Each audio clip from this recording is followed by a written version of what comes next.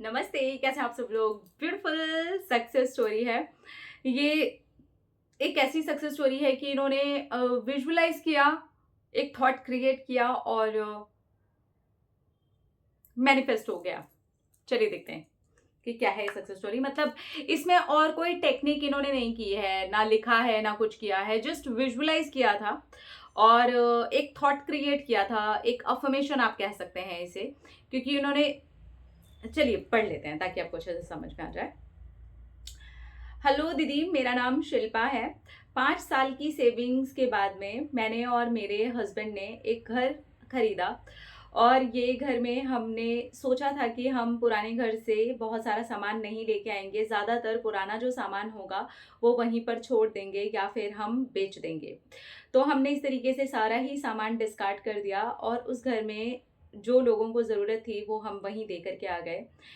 हमारा एसी बहुत पुराना हो गया था और अब ऐसा लग रहा था कि जो महँगी-महँगी चीज़ें हैं, जो अभी बहुत अच्छे से काम करती हैं, वो सारी चीज़ें हम ले जाते हैं, लेकिन उसमें एसी नहीं था।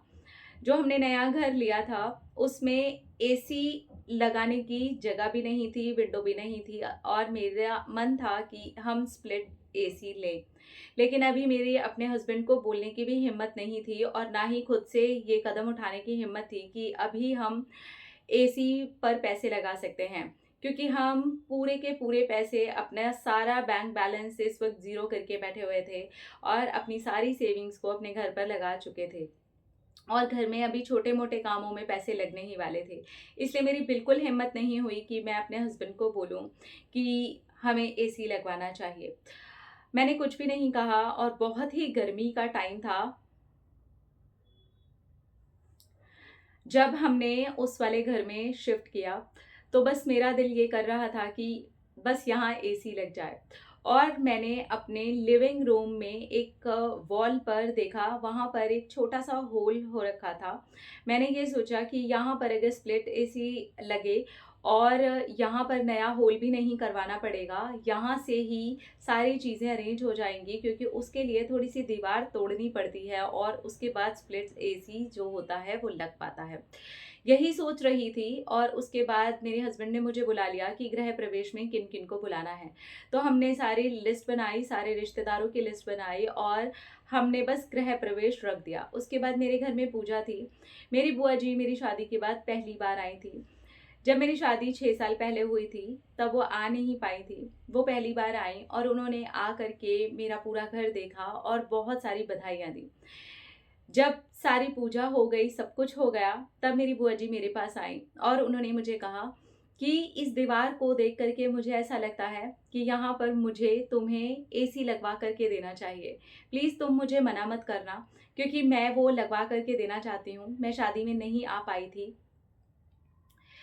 मैं कुछ देना चाहती थी अपनी बच्ची की शादी में, लेकिन मैं नहीं दे पाई थी। तुम दोनों बच्चों के लिए और अब तो मैं बिटिया के लिए भी देना चाहती हूँ। मेरी छोटी बेटी के लिए वो बहुत ज़्यादा प्यार से इंसिस्ट करने लगी और मैंने कहा कि ऐसा मैं नहीं ले सकती, मुझे अपने हस्बैंड से बात करनी होगी। मेरे हस्बैंड ने साफ मना कर दिया कि वो नहीं लेना चाहते। लेकिन मेरी बुआ जी गईं, उन्होंने वहाँ से बुक करवाया और सेम डे इवनिंग में ही हमारे पास में एसी वाला आ भी गया। उसने कहा बस वो जगह देखना चाहता है और वो सारी चीज़ें देख कर के ये पता लगा लेना चाहता है कि जो एसी हमारे लिए सेलेक्ट किया जा रहा है, क्या वो यहाँ लगेगा भी या नहीं। और मेरी बुआ जी ने मेरे हस्बैंड को कॉल करके कहा, "तुम बहुत अच्छे इंसान हो, मुझे पता है तुम कुछ भी नहीं लेना चाहते हो, लेकिन अगर मैं देना चाहती हूँ, तो बस वो मैं देना चाहती हूँ। और इसमें बेटा और बेटी का कोई सवाल नहीं है, मैं अपनी बिटिया को देना चाहती हूँ।" यानी कि मेरी बिटिया के बारे में वो ऐसा शब्द लिख रही थी।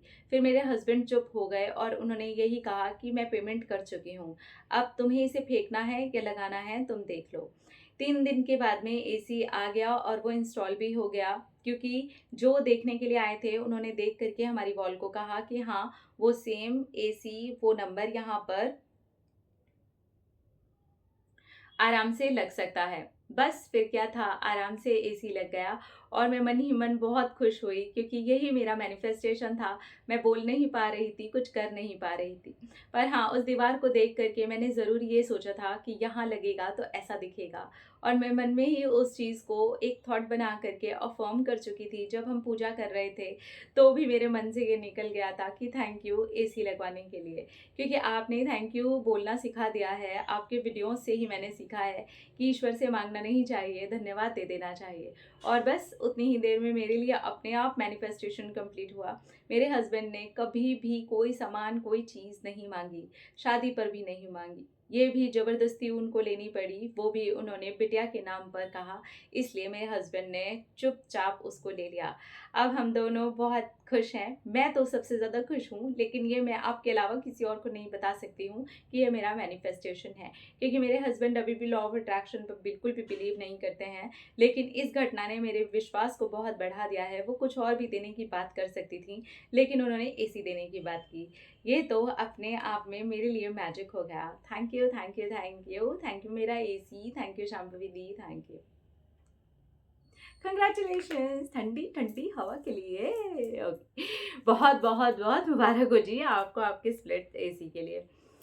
ये वही वाली बात है कि ऑब्वियसली डिटैच हो ही गए होंगे, लेट गो हो ही गया होगा। पूजा में पूरा टाइम थोड़ी ना बंदा ये याद रखेगा, मेहमान आ रहे हैं जा रहे हैं, तो वो माइंड से एक स्लिप हो जाती है ना चीज़।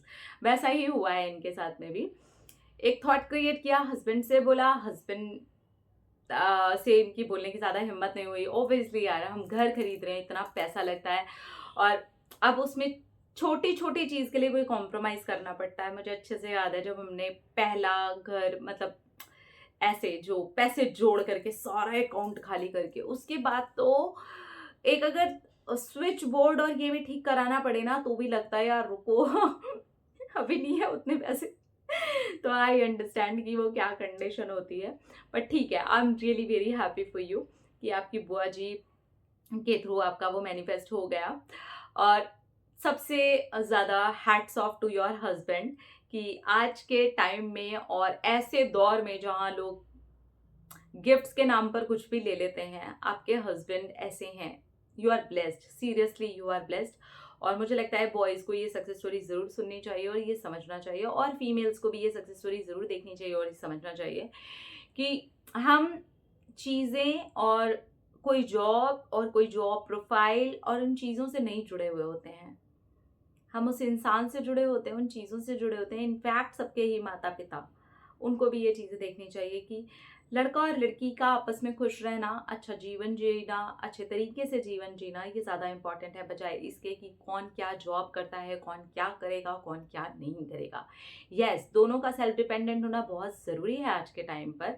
इसीलिए ये दोनों लोग आज पैसे जमा करके घर खरीद पाए। अगर दोनों सेल्फ डिपेंडेंट ना होते तो शायद इनके हस्बैंड को और साल लग जाते, और कई साल लग जाते। तो इसलिए सेल्फ डिपेंडेंट होना बहुत ज़रूरी है, लेकिन स्वाभिमान होना भी बहुत ज़रूरी है कि हमें नहीं चाहिए। लेकिन ऐसी बुआ जी का होना भी बहुत ज़रूरी है जो समझती हैं कि ठीक है, कोई बात नहीं। कई बार होता है ना, हम अपने मन से कुछ देना चाहते हैं, हम नहीं भी लेना चाहते तो भी हम देना चाहते हैं। उन्होंने वही किया कि भाई मैंने पैसे दे दिए और हो गया। I'm very happy for you and your buddy, your husband, your बिटिया। थैंक यू सो मच, आपने बहुत ही प्यारी सक्सेस स्टोरी हमारे साथ शेयर की, और आपके हस्बैंड का जो नेचर और जो चीज़ें रही, उसकी वजह से काफ़ी कुछ अच्छा मैसेज जा रहा है सोसाइटी को। धन्यवाद इसे शेयर करने के लिए, धन्यवाद इसे शेयर करने के लिए, धन्यवाद इसे शेयर करने के लिए। आप अपने परिवार के साथ अपने नए नए घर में खूब खुश रहें, खूब इंजॉय करें, खूब तरक्की करें, ऐसे बहुत सारे और घर खरीद लें। Thank you, thank you, thank you. अपना अपना रखिए ख्याल, अपने आपसे कीजिए ढेर सारा प्यार, ताकि आप अट्रैक्ट करें ढेर सारा प्यार। I love you all, thank you so much.